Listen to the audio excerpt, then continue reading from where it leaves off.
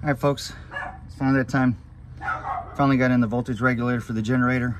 So I'm changing this out. Hope this is finally the end of these issues with the onboard. Okay, so I went to start this just now, and I was looking at something on the regulator, and I went to check, because I needed to check some new readings before hooking up the new part to be able to compare between now and afterwards. And all of a sudden I was smelling a little bit of fuel, which that's kind of normal. But then I noticed I had a puddle down here. Well, this thing is dry as a bone, so there shouldn't have been a puddle, right? And then I got to looking, like, what the heck's going on? And I look underneath my fitting, and I'll be daggum, right in the crack of it, where I could not see, there's a break.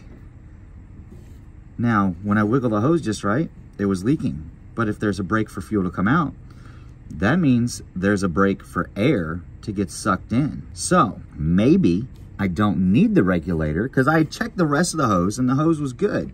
I didn't have any problems. Everything was good. It was solid hose, nothing brittle. I didn't ever check under the fitting. I'm gonna cut off back to a good section of hosing.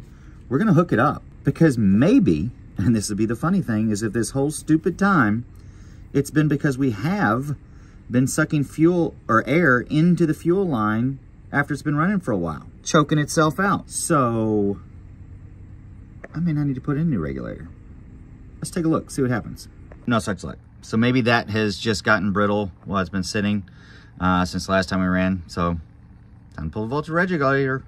So I'm gonna talk about something I didn't see in anybody else's videos talking about the voltage regulator. There's a bolt that actually comes up on the front side of it, okay? Goes right in here. In order to access that bolt, there was another bolt here that it was just a carriage bolt, and you had to undo it in order to get an extension up through so that you can actually access the bolt that was here.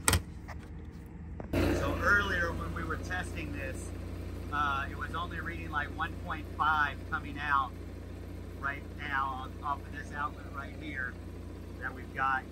Granted, I was still getting the 59 to 60 hertz that I'm supposed to be getting, but now we're getting 119, 120. Yo, I think we're in business.